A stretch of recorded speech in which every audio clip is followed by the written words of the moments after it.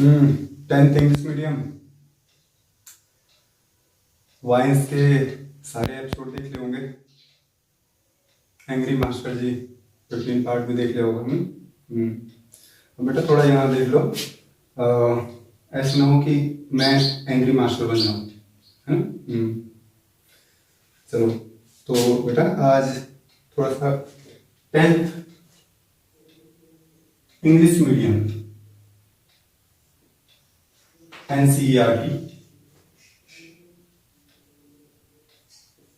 Mathematics, है ना, थोड़ा सा इसको पढ़ाएंगे। इसके बारे में थोड़ा सा चर्चा करेंगे बेटा में। भी काफ़ी दिनों से बच्चों के मैसेज आ रहे थे कि सर हमारे लिए कब आएगा कोई वीडियो, नहीं तो आज थोड़ा सा उनके बारे में। हाँ बेटा एक और बात, बेटा आज जैसे ये चल रहा है, रमज़ान का महीना चल रहा है, तो भाई जो हमारे मुस्लिम छात्र हैं उनको रमज़ान की बहुत बहुत शुभकामनाएं। और बेटा ऊपर वाला आपकी मनोकामनाओं को पूर्ण करे, है ना। तो चलो तो अब थोड़ा सा से स्टार्ट करते हैं बेटा, है ना। तो भाई जरा ध्यान से ये देखो कि हम पढ़ रहे हैं 10th इंग्लिश मीडियम में 6th चैप्टर ट्राइंगल। देखो ट्राइंगल के बारे में पढ़ने से पहले थोड़ा बेटा एक और बात, थोड़ा सा 2 मिनट हमारे थोड़ा सा और खराब करूंगा कि जो ट्राइंगल है ये ज्योमेट्री का पार्ट है ना। और ज्योमेट्री के फादर कौन है? ज्योमेट्री के देखो ज्योमेट्री के फादर के बारे में बाद में थोड़ा सा करेंगे। पहले बेटा थोड़ा सा एक बात हमेशा याद रखना कि जो मैथमेटिक्स है ना या जो साइंस है, तो 2 कंट्रीज हैं जिनका बहुत बड़ा हाथ है इसमें। मैं तो कहूँगा बहुत बड़ा पैर है ना, इनका बहुत बड़ा योगदान है। तो ये 2 कंट्री हैं बेटा, एक तो इंडिया और दूसरा है ग्रीक, है ना। ये 2 कंट्रियों का बहुत बड़ा योगदान है बेटा, है ना। ये जो तुम सिंबल्स पढ़ते हो ना, ये अल्फा बीटा गामा है ना, पढ़े होंगे तुमने। पाई पाई पढ़ा है? अरे भाई ये तुमने कहीं ना कहीं पढ़े होंगे, अल्फा बीटा गामा पाई, पाई पढ़ा होगा ना तुमने कहीं, है ना। तो ये सारे के सारे बेटा एक और मजेदार लेटर है इसमें, कप्पा नाम से, कटापा नहीं कप्पा गजम। तो ये सारे के सारे जो लेटर है, सारे के सारे ग्रीक लेटर हैं बेटा, है ना। तो बहुत सारे ग्रीक लेटरों को हम मैथ्स हो गया, साइंस हो गया, इसमें यूज करते रहते हैं, है ना। तो ग्रीक के बारे में हमें पढ़ना चाहिए बेटा। ये जो तुमने कई बार सुना हो कि डेमोक्रेसी, है ना। तो डेमोक्रेसी जो जो शब्द है ना, वो भी वहीं से आया है। तो वहाँ के बहुत सारे लेटर हम यूज करते हैं, बहुत सारे वर्ड्स यूज करते हैं, बहुत सारे लेटर यूज करते हैं, है ना। तो ये सारा का सारा, तो बेटा ये थोड़ा हमें पढ़ना चाहिए ग्रीक के बारे में, है ना। थोड़ा सा तुम्हें थोड़ा सा और जो 3 सबसे फेमस गणित के जो विद्वान हैं, जो जाइंट हैं ग्रीक के, उनमें एक तो हैं जिन्होंने ज्योमेट्री बनाई, ज्योमेट्री के फादर यूक्लिड। दूसरे हैं थेल्स, जिनके बारे में हम आज पढ़ेंगे। और थेल्स के स्टूडेंट हैं पाइथागोरस। देखो थेल्स के जो स्टूडेंट हैं पाइथागोरस, तो पाइथागोरस ने हमेशा थेल्स से पढ़ाई नहीं की। जब वो गए उनके पास, थेल्स के पास गए, तो तब थेल्स बहुत बूढ़े हो चुके थे। तो वो पढ़ाने इतना ऐसे हो सकता है ना पढ़ाया उन्होंने, लेकिन कुछ टाइम पढ़े हैं उनके पास, है ना। बहुत ज़्यादा तो नहीं, लेकिन थोड़े टाइम पढ़े हैं। तो पाइथागोरस ने कुछ ना कुछ थेल्स से सीखा है, इसलिए उनको स्टूडेंट कहते हैं। तो पाइथागोरस स्टूडेंट है और थेल्स टीचर है ना? तो ये है बेटा। तो ये सारा का सारा हमें पता होना चाहिए। जो 3 मैथमेटिक्स के जो जाइंट हैं, है ना, यूक्लिड हो गया, पाइथागोरस हो गए या थेल्स हो गए, है ना, ये सारे के सारे ग्रीक हैं, है ना, ग्रीक के लोग हैं। तो ऐसे ऐसे पढ़ना चाहिए। तो बेटा आज थोड़ा सा मैं तुम्हें पढ़ा रहा हूँ, देखो। तो बेटा हमेशा ऐसे ढंग से पढ़ना चाहिए, जो भी हम पढ़े ना उसका थोड़ा सा हिस्ट्री देखना चाहिए, किसने बनाया, है ना। तो आज जो हम पढ़ रहे हैं ट्रायंगल, वो है ज्योमेट्री का पार्ट। और ज्योमेट्री के जो फादर हैं, देखो फादर का मतलब ये नहीं होता कि फादर का मतलब जो हम ये कह रहे हैं कि यूक्लिड फादर हैं, तो ऐसा नहीं है कि सब कुछ उन्होंने बनाया। अरे भाई, ज्योमेट्री का थोड़ा बहुत नॉलेज इंडिया में और ग्रीक में थोड़ा बहुत था। ज्योमेट्री ज्योमेट्री का मतलब क्या होता है? ज्योमेट्री का मतलब होता है कि अर्थ को नापना, पृथ्वी को नापना, है ना। तो थोड़ा बहुत नॉलेज हमारे यहाँ था, है ना, लैंड को नापना या ऐसे जो प्लॉट होता है उसको नापना वगैरह, तो थोड़ा नॉलेज था। लेकिन उन्होंने क्या किया, जो यूक्लिड है उन्होंने क्या किया, उन्होंने सारे नॉलेज को इकट्ठा करा और उसमें अपना भी कुछ नॉलेज उन्होंने डाला और फिर एक बुक लिखी, द एलिमेंट।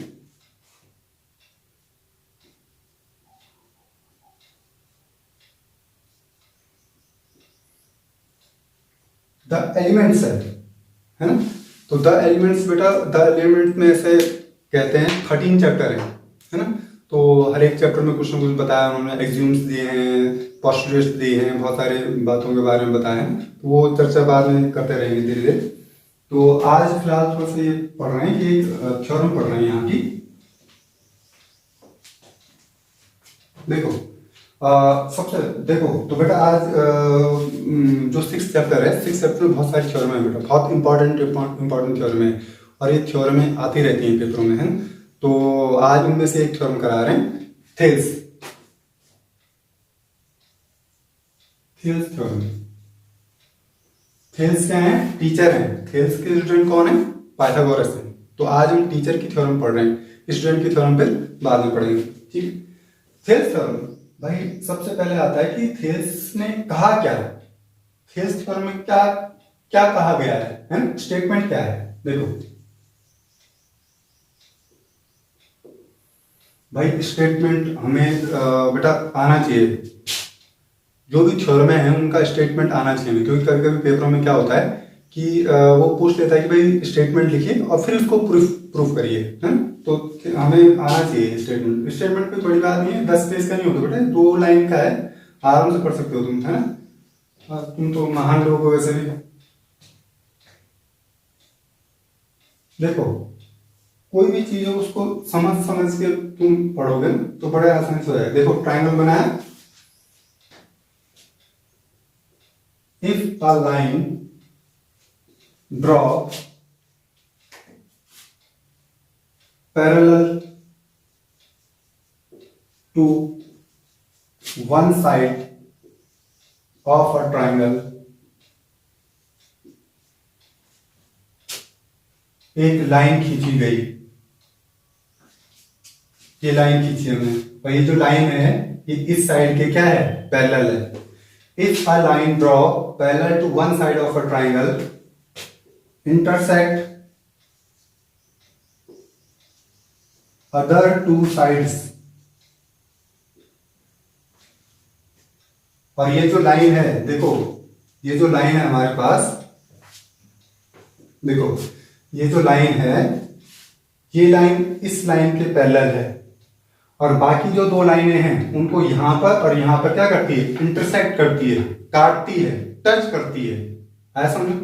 देखो क्या कह रहे हैं, if a line draw parallel to one side of a triangle intersect other 2 sides,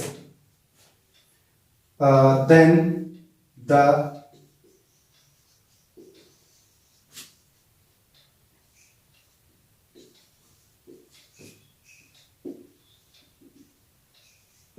triangle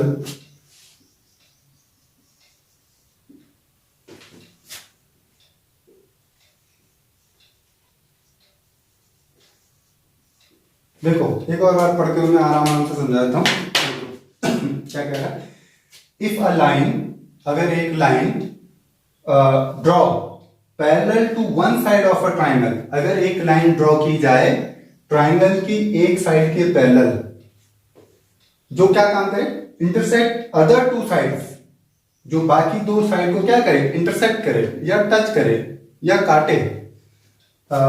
then the other 2 sides, then the other 2 sides, यानी कि इनकी बात हो रही है, then the other 2 sides of the triangle divided in the same ratio, आया समझ? मैं थोड़ा और सा ढंग से बताता हूँ। मान लो ये ए है, ये बी है, ये सी है, ये डी है और ये ई है। तो पाइथागोरस ने कहा क्या? उन्होंने ये कहा कि if D E is parallel to B C, parallel के लिए ऐसा साइन लगाते हैं ना, तो उन्होंने कहा कि if D E parallel to B C, अगर डी ई बी सी के पैरेलल हो, देन तब क्या हो जाएगा? तब ये हो जाएगा कि A D upon D B का जो रेशियो है, ये रेशियो है ना, वो रेशियो किसके इक्वल हो जाएगा? ए ई अपॉन ई सी के इक्वल हो जाएगा। ये कहा उन्होंने। आया समझ? ये है थेल्स थ्योरम। ठीक है, तो इसको अब थोड़ा सा प्रूफ करेंगे। देखो प्रूफ कैसे करते हैं।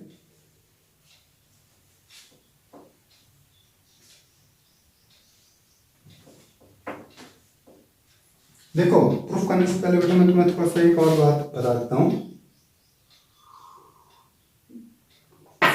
देखो प्रूफ करने से पहले एक और बात समझ लो कि ट्राइंगल का एरिया कैसे निकालते हैं, है ना भाई? ट्राइंगल का एरिया निकालने के बहुत सारे मेथड है। देखो हमारे पास एक तो सिंपल सा मेथड ये है। मान लो ये ट्राइंगल है, अभी मैं प्रूफ नहीं करा रहा हूँ, पहले मैं एरिया निकालना सिखा रहा हूँ तुम्हें कि एरिया कैसे निकालते हैं।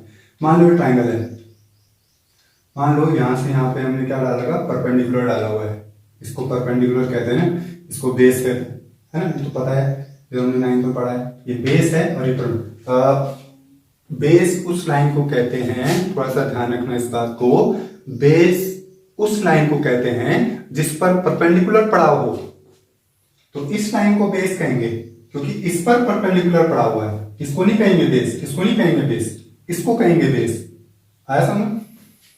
तो भाई मान लो यहाँ पे ये ए है, ये बी है, ये सी है और यहाँ पे ये डी है, और पूरा का पूरा जो ये है बी सी है, मान लो वो 10 है।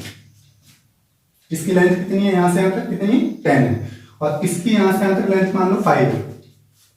तो इसका एरिया अगर निकालना हो तो एरिया कैसा आएगा? 1/2 बेस इंटू हाइट। ये तो पता ही है, तो सबको पता है ना? 1/2 बेस इंटू हाइट है, तो हमने बचपन से पढ़ा है। तो भाई 1/2 बेस, कौन होगा बेस? ये होगा बेस, ये होगा बेस। ये वाली जो लाइन है ये बेस है, तो 10 बेस है। और हाइट क्या है? ये हाइट है, जो परपेंडिकुलर होता है उसे हाइट कहते हैं ना। तो ये 5 हो, इससे सॉल्व कर दो तुम्हारा एरिया आ जाएगा, है? ये तो है एरिया निकालने का तरीका। भाई इसमें एक चीज और देख लो,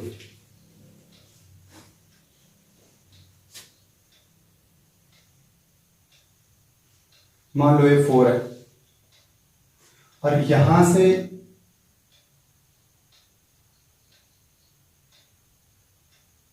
ए बी सी और मान लो यहां पे एन है, और कोई हमसे कहे कि भाई ए बी सी का ये जो शेडेड पार्ट है, ये जो शेडेड पार्ट दिख रहा है, इस शेडेड पार्ट का एरिया निकाले, यानी कि find the area of A B C.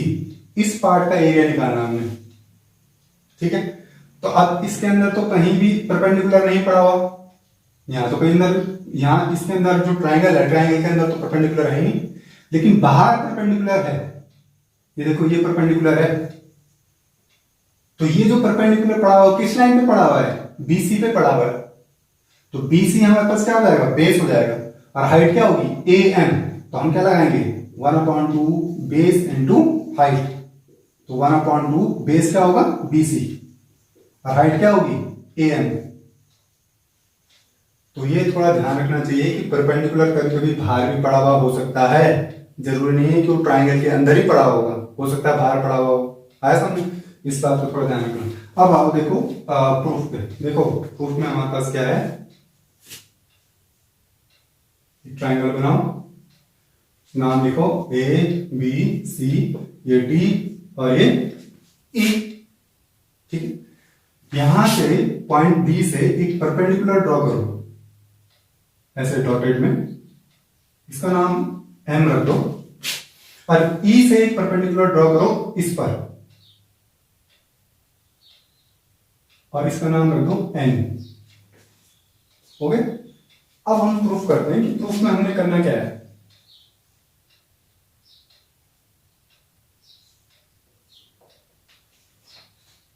Proof में क्या करना है, क्या क्या लिखना है। देखो प्रूफ में कुछ नहीं लिखना बेटा हमने भाई, हमने सिर्फ ये लिखना है कि हमारे पास क्या क्या है। प्रूफ जब भी लिखते हो तो थोड़ा सा ये लिखा करो कि प्रूफ के पार्ट्स होते हैं ना, तो पहले थोड़ा सा ये लिखा करो कि क्या क्या गिवन है हमारे पास, है। देखो तो हमारे पास ये है कि सबसे पहले लिखना है हमें गिवन। गिवन में हमारे पास है DE पैरेलल टू BC। ये बात उसने कह रखी है कि जो DE है वो इस लाइन के पैरेलल है ना। अच्छा अब आते हैं, अब प्रूफ में सबसे पहले तो ये लिखा करो कि गिवन क्या है। उसके बाद ये लिखना चाहिए हमें कि क्या हमने कोई कंस्ट्रक्शन का काम किया क्या। तो हमने कंस्ट्रक्शन का काम किया। ये जो डॉटेड लाइनें हैं ये सारा कंस्ट्रक्शन में आएगा, तो हम यहां पे लिखेंगे कंस्ट्रक्शन। बेटा हमेशा आराम आराम से लिखना चाहिए, एकदम लिख के ऐसे नहीं कि एक लाइन उधर एक लाइन इधर एक लाइन इधर, प्रॉपर एक फ्लो होना चाहिए, ऐसा लिखना चाहिए आराम से। तो कंस्ट्रक्शन में हमारे पास है, हमने लिखा join sorry DM perpendicular to, एक काम करो लिखो draw DM perpendicular to AE। एक तो हमने DM को, ये जो DM है वो परपेंडिकुलर है और किस पर है, AE पर। और दूसरी बात एक और परपेंडिकुलर है EN, और EN किस पर परपेंडिकुलर है, AD पर। ये काम हमने कंस्ट्रक्शन में किया, आगे समझ। अब देखो अब आते हैं आगे सॉल्व करने के। देखो अब सबसे पहले यहाँ तक तो बहुत सिंपल है, यहाँ तक तो सब कुछ पेपरों में, भाई पेपरों में जब पेपर आएगा तो यहाँ तक तो तुम्हारे पास होगा, तो तुम्हें नॉलेज होगी कि ये बनाना। अब मेन हमने क्या काम करना है, देखो मेन हमने 5 एरिया निकालने हैं। देखो इन ट्राइंगल ADE, बाकी किसी चीज को मत देखो अभी, आगे बाकी किसी भी चीज को अभी मत देखो, सिर्फ ADE को देखो। यहाँ पे हमने थोड़ा सा एक गलती और करी, गलती नहीं करी वैसे, इसमें कुछ मिस कर दिया हमने एक और बात, इसको यहाँ से मिला देना, अभी मिला देना चाहिए था हमें यहाँ से, और इसको यहाँ से, पर मैं इसलिए नहीं मिला रहा था अभी कि तुम्हें दिखने में बिजर पिजर हो जाएगा थोड़ा, तो अभी इसको नहीं मिला रहे, इसको बाद में मिला देंगे ताकि अभी साफ साफ दिखता रहे ना।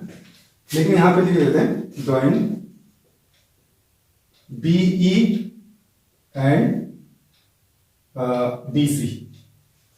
BE और DC, B और E को इसको ज्वाइन कर दिया और इसको हमने क्या कर दिया, ज्वाइन कर दिया, ठीक है। अच्छा अब आते हैं इन ट्राइंगल ABC। देखो अब आओ in triangle ADE, sorry ADE, तो इसमें हम एरिया निकाल रहे हैं। एरिया देखो, एरिया निकालते समय ये ब्रैकेट में लिखना चाहिए हमें कि किसका एरिया निकाल रहे हैं। तो ADE is equal to 1/2 base into height. अब भाई जरा ध्यान से ये देखो, मैं अलग से यहाँ पे तुम्हारे लिए रफ में बना रहा हूँ ADE अलग से बना रहा हूँ रफ में। देखो ये है ADE। अब ADE जो ट्राइंगल है उसमें 2 परपेंडिकुलर पड़े हुए हैं, गधों जरा ध्यान से देखो, एक परपेंडिकुलर है ये और एक परपेंडिकुलर है ये। तो फिलहाल मैं अभी इस वाले परपेंडिकुलर को मान के चल रहा हूं, ये परपेंडिकुलर पड़ा है देखो।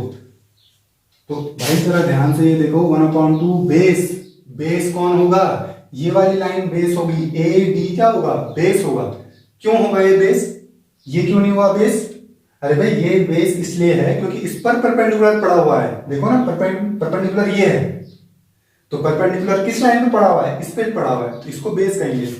तो AD क्या हो गया, बेस हो गया, और हाइट क्या होगी, अरे जो परपेंडिकुलर होता है वही हाइट होता है भैया।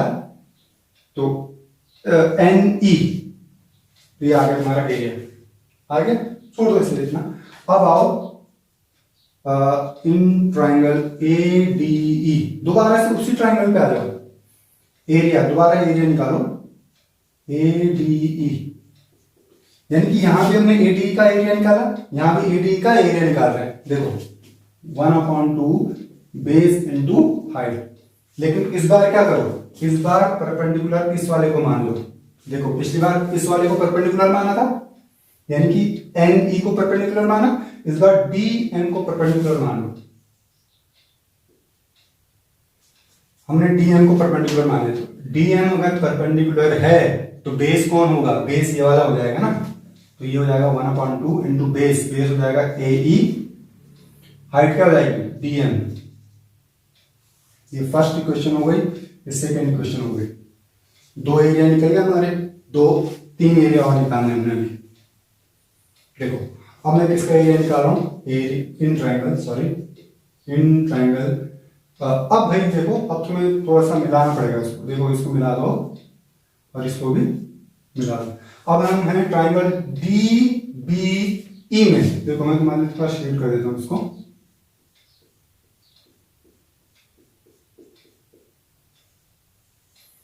एक्चुअली बेटा मेरे पास अलग अलग टाइप के कलर स्केच थे ना, पर वो सब पता नहीं कहाँ चले गए। तो ये जो शेडेड पार्ट है इस वाले ट्रायंगल में हम हैं ट्रायंगल डीबीई में, डीबीई, डीबीई का। अब डीबीई का एरिया निकाल रहे हैं, area of triangle DBE is equal to 1/2 base into height. अरे भाई इसमें परपेंडिकुलर है ही नहीं कहीं पड़ा हुआ, लेकिन जरा ध्यान से देखो, ये वाली जो साइड है ना बीडी, ये साइड जब आगे जा रही है तो इस साइड पर एक परपेंडिकुलर पड़ा हुआ है, देखो आया समझ आ गया बात। अरे भाई ये वाली जो साइड है, ये वाली साइड को जब हम आगे बढ़ाएंगे तो आगे बढ़ के इसमें क्या आ रहा है, एक परपेंडिकुलर आके मिल रहा है, इस वाली साइड पे आके मिल रहा है। इसका मतलब इसको बेस मानना पड़ेगा हमें, 1/2 base dB into height, height क्या होगा एम ई। ये थर्ड इक्वेशन आ गई, हो गया इन ट्रायंगल। अब देखो एक तो शेडेड है, एक जो बिना शेडेड है बगल में, ये वाला डी ई सी दिख रहा है, डी ई सी ये वाला ट्रायंगल, इसमें भी एरिया निकालो।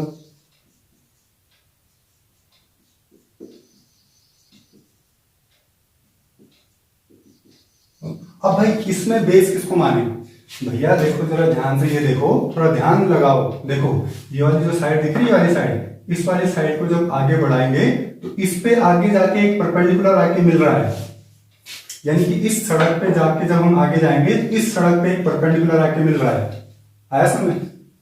तो भाई हम बेस मानेंगे इसमें ई सी को, और जो हाइट है, हाइट किसको मानेंगे डीएम को। ये आगे तुम्हारी fourth equation, 4 simple area.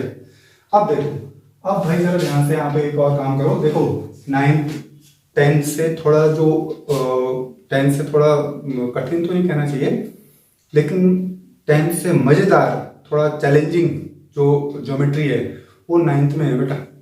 10th की ज्योमेट्री तो फिर भी आसान है, 9th में है ज्योमेट्री असली, वहां आता है चीजों को पढ़ने में, वहां एक से बढ़कर एक थ्योरम है ना।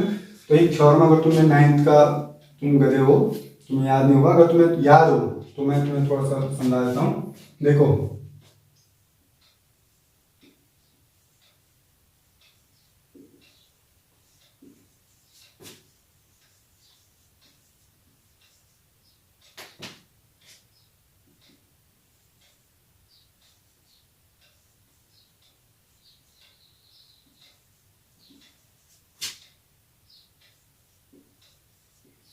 नाइन्थ की जो थ्योरम थी, वो थ्योरम ये कहती है कि कोई भी दो लाइनों के बीच में अगर कोई ट्रायंगल है, जैसे दो पैरेलल लाइनें हैं, इन पैरेलल लाइनों पे मान लो मैं दो ट्रायंगल बनाऊं, एक तो ये वाला बनाया मैंने और एक और ट्रायंगल बनाया मैंने, दो पैरेलल लाइनें हैं, ये वाली पैरेलल लाइन है, और इन दोनों पैरेलल लाइनों को मैंने इसको बेस मान लिया, इस वाली लाइन को मैंने बेस मान लिया और इसके ऊपर दो ट्रायंगल बनाए, तो दोनों का एरिया क्या होगा, इक्वल होगा। क्या कहती है theorem, area between two parallel lines, दो पैरेलल लाइनों के बीच में जो एरिया होता है, आया समझ, और सेम बेस पे बना हुआ होता है अगर, तो वो एरिया क्या होता है, इक्वल होता है। तुम सिर्फ इतना समझ लो कि दो पैरेलल लाइनों के बीच में जो एरिया होता है ना, वो इक्वल होता है। तो इस लॉजिक के हिसाब से देखा जाए तो इसका एरिया क्या होना चाहिए, इक्वल होना चाहिए, क्योंकि ये दो पैरेलल लाइनें है, दो पैरेलल लाइनें, और इसी बेस पर दो ट्रायंगल बने हुए, तो दोनों के दोनों एरिया क्या होना चाहिए, इक्वल होना चाहिए, इनकी शेडेड वाला भी और ये बिना शेडेड वाला भी। यानी कि DBE और DEC का एरिया क्या होना चाहिए, इक्वल होना चाहिए। आया समझ? यानी area of triangle DBE is equal to area of triangle DEC। दोनों के दोनों एरिया क्या होने चाहिए, इक्वल होने चाहिए। या तुम्हारे फिफ्थ इक्वेशन। देखो बस अब हमने एक काम करना है। देखो अब हमने देखो डिवाइडिंग इक्वेशन फर्स्ट, पहली इक्वेशन को डिवाइड करना है किससे, ये है पहली इक्वेशन। भाई पहली इक्वेशन को करना है तुमने थर्ड इक्वेशन से। देखो कैसे पता लगाओगे, NE और इसमें भी आ रहा है NE, दोनों सेम है तो डिवाइड करेंगे तो कैंसिल हो जाएंगे ना। तो देखो डिवाइडिंग फर्स्ट बाय थर्ड, तो करो divide. Area of triangle ADE, इसको डिवाइड करा हमने थर्ड से, तो पहली वाली का लिखेंगे ये वाला, पहली वाली का एरिया ये वाला, और थर्ड वाली का एरिया ये वाला DBE इज इक्वल टू, अब इसके सामने वाला क्या है 1/2 AD into NE, 1/2 AD into NE, और इस वाले का क्या है 1/2 BD या DB या BD इंटू NE, 1/2 से 1/2 और NE से हो गया। डिवाइडिंग सेकंड बाय थर्ड, देखो सेकंड इक्वेशन में DM है, DM, और यहां भी क्या है DM, तो सेकंड इक्वेशन को डिवाइड कर रहे हैं फोर्थ से ताकि DM DM कैंसिल हो जाए। तो एरिया ऑफ ट्राइंगल ADE और area of triangle DEC is equal to, इसके राइट हैंड साइड में क्या है AEDM,